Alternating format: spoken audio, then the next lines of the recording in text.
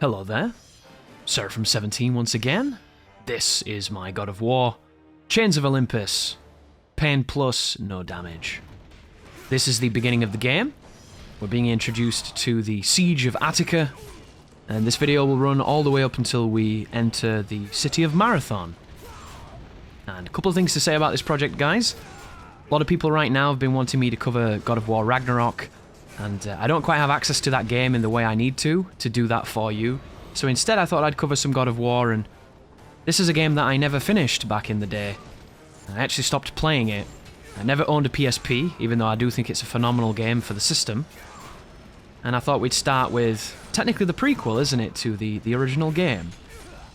And I came to this from the perspective of wanting to do some of the old challenge runs I used to try and do back in the day on the PS2, when I was first exposed to people like Shinobia, and I noticed he was doing a lot of crazy things on the game, and, you know, you see that type of stuff, you get inspired and you want to try it yourself. So this is going to be me coming back to the games and having a go at them under some interesting restrictions, although this will be quite a relaxed, restricted run, which I will explain, because I am playing on the PlayStation P emulator, which means I have the capability, guys, to put a save state anywhere I need to, and if there's a certain sequence that I'm not enjoying and it just becomes a pain in the ass, then that's going to be an option that I'm going to be able to do, and I'm going to be able to tell you when I do it as well, because this is a segmented no damage run, and I don't want people to get the wrong impression that this is some kind of like world's first, I'm the best God of War player in the world, because I'm clearly not. And additionally, I haven't been near God of War for a very long time. But here is the first encounter with the Basilisk. The game's going to be teaching you some interesting mechanics if you've never played the series before, the concept of what can be blocked, what cannot be blocked, and the simple ballet between attacking and defending. And the only real thing of note here is that when the Basilisk does the flame breath, you can just run around it, and the hitbox is actually quite misleading. It looks like it should be bigger than it is, and one of the things I really like about this game, coming back to it to analyze it and play it, is that there's a lot of moments where you can do things like this and you can get away with murder. And if you've ever played God of War before, which I would assume everybody has because it's a fantastic series, this game is known for having a very safe block, having very powerful grabs, and having this ridiculous melee system that is tied to a ranged melee attack, which is of course the blades. And all of this combines into this combat system that enables Kratos to be incredibly lethal. And back in the day, back in the old days, back in the days of the Iberian Realm and Phantom Babies Forum, when Devil May Cry and Ninja Gaiden was king, this game got a lot of shit. It got hammered by some of the higher end players, and I never personally understood that because I always liked God of War. I was there at the beginning, back when it came out, and to this day I still think this is a series that, as popular as it was and as much loved as it was, I don't think it really got some of the credit it deserves, and coming back to it has really made me appreciate just how good it was. Even the PSP titles, these modest handheld ones. So if you're a fan of God of War, hopefully I can bring something to the channel that will make you, happy to share in that experience. Be very careful when you move this battering ram, because that one there has a massive hitbox. Some of the hitboxes in this series are a nightmare. But there is so much information and there's so much tech. And there are plenty of places that you can find it, guys, if you're really interested. I currently stumbled upon a player by the name of, I think it's Risto Zemnis, who is easily one of the most impressive God of War players I've seen ever. And he's doing incredible things on this game.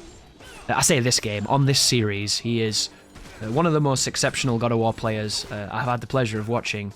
And if you want to learn about the game and learn all the crazy strats and all these crazy things done on actual hardware, then feel free to check out his channel because it's superb.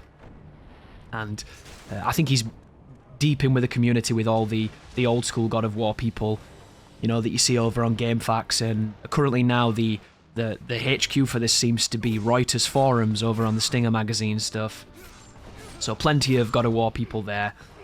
And all of them have got so much knowledge, and I'm sure they'll share it with you if you ask them some questions. But these videos, guys, are not meant to be Chris shows you everything and knows everything about God of War. I don't know all the terminology. I don't know all the ridiculous technology. There is a lot going on in these games, and I simply just kind of play by feel, and I'm going to be taking on this challenge from a different perspective and seeing what I can do. And it's completed now, and I had a really good time with it. The only part I didn't like was Persephone. And I think everybody who understands what this is knows why I didn't like Persephone.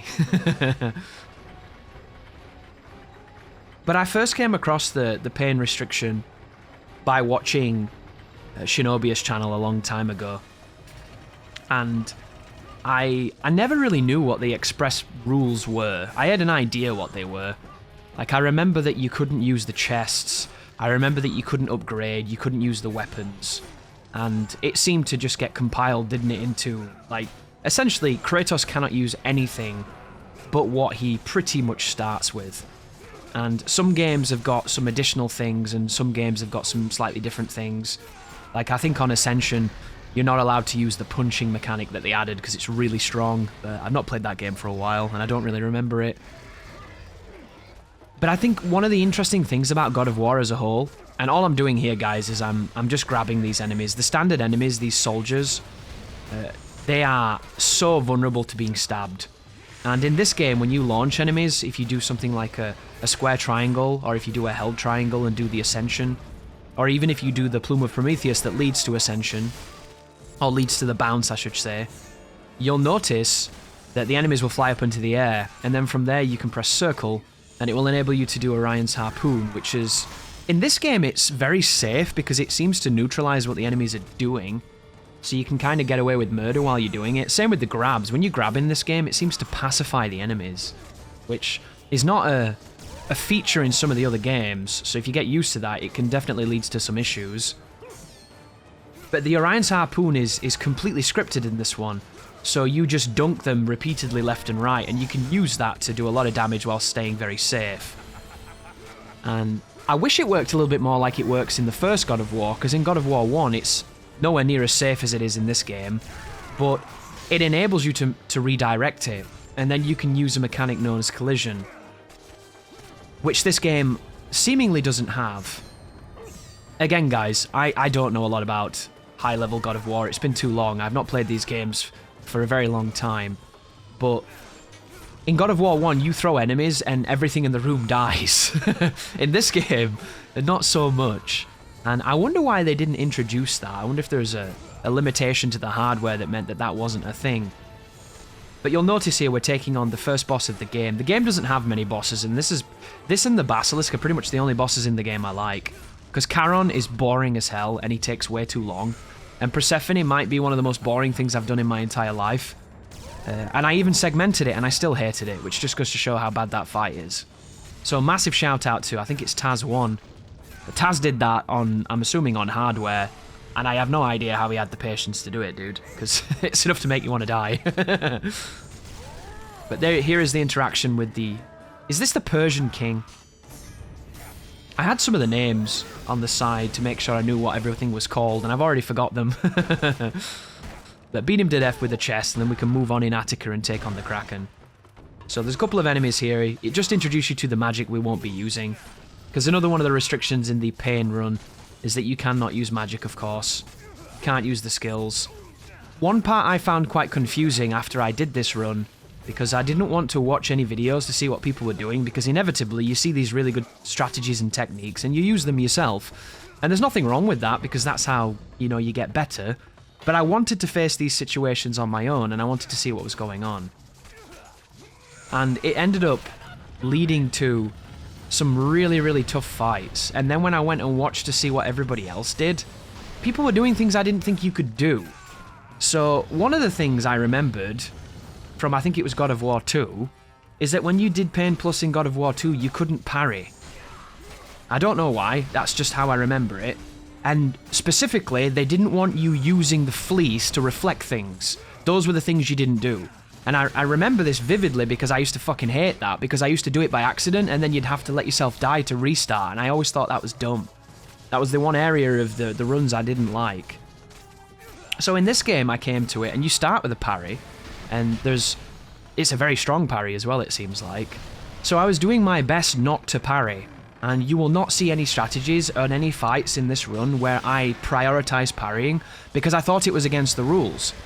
And what I was going to say here is I was going to say that this is a relaxed Pain Plus run, because if I'm doing a good run and I accidentally parry an enemy, I'm not going to reset because I accidentally parried an enemy. I think that's stupid.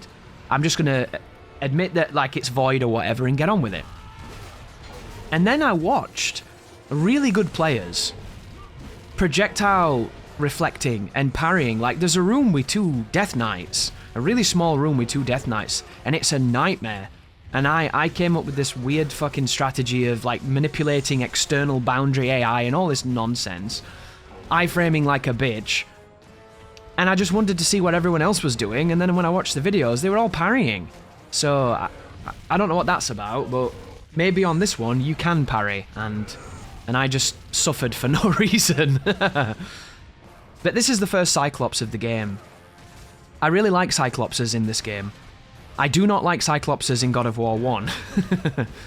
But this guy I like, because there's a manipulation on this that I didn't know at the time of recording here that I later learned when you fight multiples. And it involves his 3-hit combo. So his 3-hit combo, which is a 1-2 and then a clap, after the second hit you can walk around the back of him, and the clap will completely miss you, so you can keep pressure upon him. And when you're at close range, he likes to slam the ground. And what you can do on the ground slam is you can walk around him.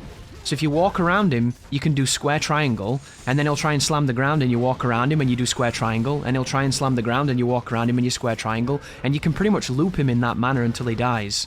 However, if he goes back to the original pattern, which can happen, you need to get some space for him, and then you need to bait the 3-hit combo, and when he does the clap, you need to be close to him, so it procs him to do the AI where he wants to bang the ground. And if you do that, it completely trivializes the standard Cyclops. And I love that because it's clever. And it means that you don't have to spend the whole time doing the Spirit of Hercules and doing the Plume of Prometheus and just keeping them off screen. Because in God of War 1, I'm currently recording another pain run, a relaxed pain run of God of War 1. And I have no intentions of learning the clones, so it's going to end at Ares. But the Cyclopses in that game are an absolute nightmare. Like, they're so much worse than I remember them being. Because they just sprint at you and they do a move that's designed to catch the furthest edge of your roll. And because you don't have the Blade of Artemis when you first bump into them, it's not like you can use the iframes on swapping weapons to get out of that situation, so you either have to time your roll really well, or never give them the opportunity to do it. And their AI in that first game means that sometimes they want to run up to you and do something, so sometimes they'll run up to you and taunt, or sometimes they'll run up to you and attack really quickly, and that run has hyper armor, it seems like, because you can't seem to interrupt it. But this sequence here introduces kicking ladders down, which I think is a really cool mechanic, but it doesn't do anything, because they just put them back up, and I don't really understand what that's about. But in here is a couple of archers with a couple of standard Attican soldiers, and we're going to have to do a bit of a block puzzle. But you might have noticed, guys, this is only combat. I'm removing absolutely everything that isn't fighting. And you're going to see a lot of executions too, because it's just the most effective way to play. And you don't have access to too many moves right now, because of the challenge runs restrictions. So you're going to see a lot of Spirit of the Hercules, which is the biggest attack you have. You're going to see a lot of, I think it's Valor of Hercules, which is the knockback one with the square ender. You're going to see a lot of Ascension, where I hold triangle to launch people. You're going to see a lot of Jumping Triangle, which is a really good move at launching enemies and then going into grabs. You're going to see a ridiculous amount of grabbing. And you're going to see a combination of using both Orion's Harpoon and certain jump grabs on certain enemies. And one of the things I really love about God of War, it's one of the only things I liked about Ninja Gaiden 3, was that once you learn the enemy's weaknesses, you learn really effective ways to kill them. And you don't really need to mess with them. And there's a couple of unique things in this one, because the grab has so much priority and is so effective. Like, you can do sequences between block strings in this game where they'll do multiple attacks, but you can grab them in between. And once you know things like that, it makes it really powerful to defend. But here is the Basilisk, and this is the proper fight here. So all you're going to do is I'm going to do a combination of square triangles into blocks, and when he does the slower bite, you can get more damage on him. When he breathes fire, if you jump over it, you'll be good. And the combo I like to do, even though it's probably not the best one for speed or anything, is I like to do square triangle, and I like to hold triangle to do the Ascension after the plume. The issue you need to be aware of is whenever you do the bigger moves, like any of the enders, they tend to have more recovery and you can't cancel into a block as quickly. Especially if you do the Ascension. Ascension seems to have a ton. And the same with Spirit of Hercules. that move where you do 5 squares into a triangle ender, that move has some of the most recovery in the game. Oh, and then we have this projectile. So this projectile preempts where you go. So if you hold a direction, as soon as he fires it, if you pivot to the other direction, you will never run into that fireball. Because it's programmed to land where you're running, not where you are. And you can use that to get out of dodge by just zigzagging, basically. And you'll notice that I didn't do the roll cancelling to get closer to him. I found that when I was doing the roll cancels, I kept hitting the fire by accident. But jump over this, do 2 triangles. Sometimes you can get 3 if you get lucky. And then just repeatedly try to do square triangle. And you might see me just doing triangles here, guys. This is, I think, something to do with the input delay on the emulator. One of the things I noticed when I went back and cracked open the old PS2 is that on PS2, I never have problems getting square triangle. But when I play it on the PS2 emulator, a lot of the times I feel like I'm eating my inputs somehow, and I have to be a little bit more, shall we say, meticulous to get them to come out. And that's just something worth noting. But here is the same thing we've just done. Word of warning though, guys, if you've not done QTEs for a while, if you come back to this game, it's gonna definitely remind you when QuickTime events used to be faster. Like, it's very easy to fail these QTEs, and a lot of the times you take damage when you do it. So you want to be really careful with that. But here is the third and final sequence. Whenever the Basilisk does that, the 2 bites, it generally means that you can get additional hits in. This fight, I'm assuming, is an homage to the Hydra, because it has a very similar moveset to the Hydra inside the boat at the beginning of God of War 1. And I think it's one of the reasons why I like this creature. It does look kind of interesting though, because if you've played Ghost of Sparta, which I've played a little bit of that game, it looks like the monster at the start of that game, doesn't it? They both look kind of the same, even though that one's, I think, is called Scylla, and this one is a Basilisk. But I think this is the end of the fight. And I'm not a big fan of that input where you press both the bumpers. I've lost that grab before. I don't know if that's because of frame rate or something, but there are some weird things that happen on the emulated version, guys, and if you know anything about these games, if you spot anything that looks weird, like physics-wise, AI-wise, or anything like that, please feel free to share, because I played the originals a long time ago, and when you play them on like the 60 FPS, it almost feels like the game speed is being weird. And it might just be me, it might be placebo, but I'd love some more experienced people if they notice anything, because it's weird, dude. It's really weird. Especially God of War 1. God of War 1 feels weird. But this is the end of the Basilisk, so we're going to finish him off in a wonderful fashion. And I want to welcome everybody to this project. A God of War project for the first time since God of War Ascension. I only have God of War 3 and God of War Ascension on my channel, and they're both very casual walkthroughs. This is going to be something different and hopefully something more enjoyable. So thank you for watching, and you take care now.